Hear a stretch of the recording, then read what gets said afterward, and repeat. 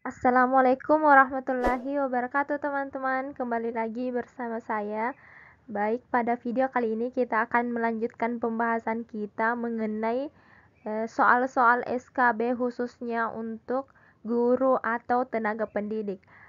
Sebelum lanjut teman-teman jangan lupa klik tombol subscribe ya. Oke, jika sudah langsung saja kita ke soal. Ini soal selanjutnya, soal nomor 5 ya, karena kan video minggu lalu kita sudah bahas soal pertama sampai soal yang keempat. Sekarang kita bahas soal yang kelima. Di bawah ini yang merupakan penilaian pendidikan pada pendidikan dasar dan pendidikan menengah kecuali A. Penilaian hasil belajar oleh pendidik, B. Penilaian hasil belajar oleh wali kelas, C. Penilaian hasil belajar oleh satuan pendidikan, D. Penilaian hasil belajar oleh pemerintah.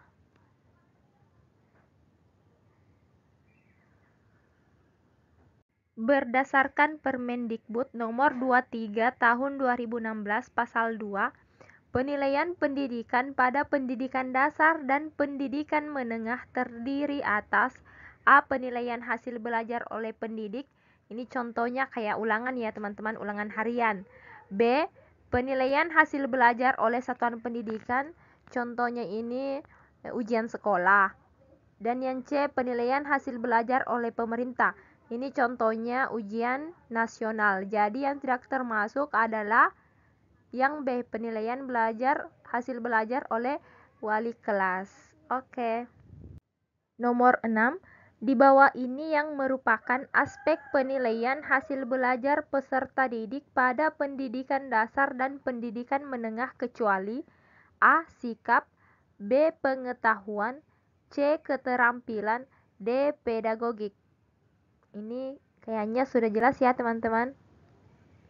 Berdasarkan Permendikbud Nomor 23 Tahun 2016 Pasal 3 Ayat 1, penilaian hasil belajar peserta didik pada pendidikan dasar dan pendidikan menengah meliputi aspek A. Sikap, B. Pengetahuan, C. Keterampilan. Jadi yang tidak termasuk adalah pedagogik. Ya, kalau pedagogik ini sih adalah salah satu kompetensi yang harus dimiliki oleh seorang pendidik atau guru. Nomor 7, tujuan penilaian hasil belajar peserta didik oleh pemerintah adalah A. Untuk memantau dan mengevaluasi proses kemajuan belajar dan perbaikan hasil belajar peserta didik secara berkesinambungan. B. Untuk menilai pencapaian standar kompetensi lulusan untuk semua mata pelajaran. C. Untuk menilai pencapaian kompetensi lulusan secara nasional pada mata pelajaran tertentu. D. Untuk memperoleh informasi deskriptif mengenai perilaku peserta didik. Ya, jadi jawaban yang A itu teman-teman adalah tujuan dari penilaian hasil belajar yang dilakukan oleh pendidik, yaitu untuk memantau dan mengevaluasi proses kemajuan belajar dan perbaikan hasil belajar peserta didik secara berkesinambungan. Sedangkan jawaban yang B itu adalah tujuan dari penilaian hasil belajar yang dilakukan oleh satuan pendidikan atau sekolah, yaitu untuk menilai pencapaian standar kompetensi lulusan untuk semua mata pelajaran. Ini contohnya seperti yang saya katakan tadi adalah ujian sekolah.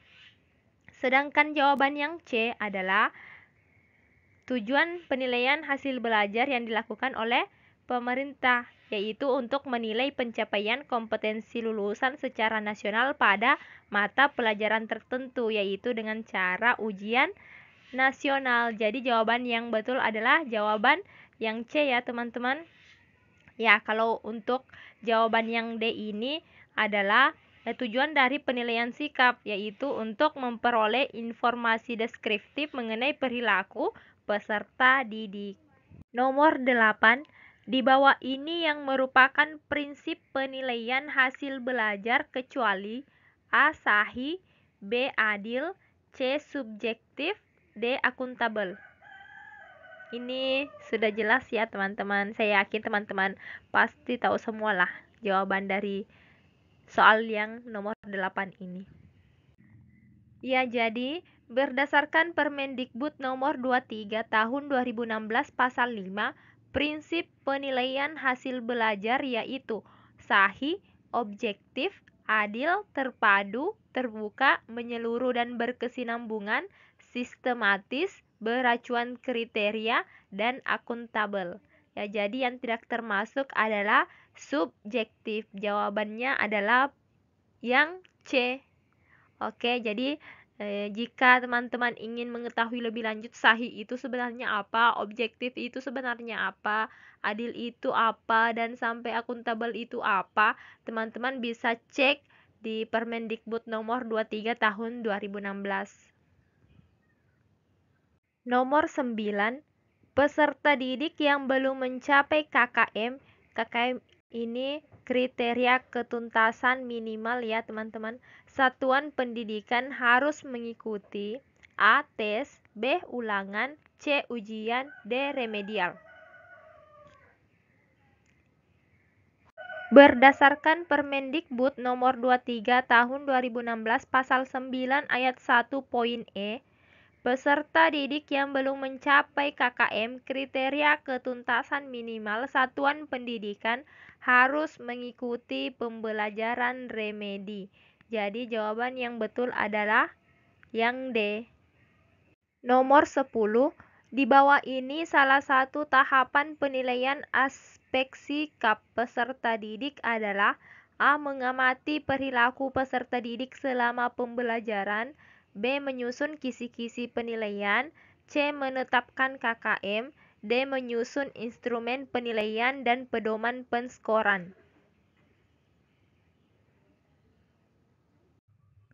Berdasarkan Permendikbud nomor 23 tahun 2016 pasal 12 ayat 1, penilaian aspek sikap dilakukan melalui tahapan. Tahapan yang pertama, mengamati perilaku peserta didik selama pembelajaran. B. Mencatat perilaku peserta didik dengan menggunakan lembar observasi atau pengamatan. Tahapan selanjutnya yaitu menindaklanjuti hasil pengamatan, dan tahapan yang terakhir adalah mendeskripsikan perilaku peserta didik. Jadi jawaban yang tepat adalah jawaban yang A, mengamati perilaku peserta didik selama pembelajaran.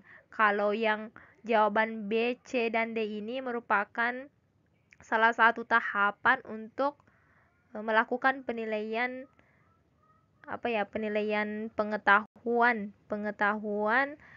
pada satuan pendidikan ya teman-teman. Oke teman-teman, jadi seperti ini dulu ya video kali ini. Terima kasih bagi teman-teman yang sudah nonton dan subscribe ke channel ini. Dan bagi teman-teman yang belum subscribe, silahkan klik tombol subscribe and see you next video. Assalamualaikum warahmatullahi wabarakatuh.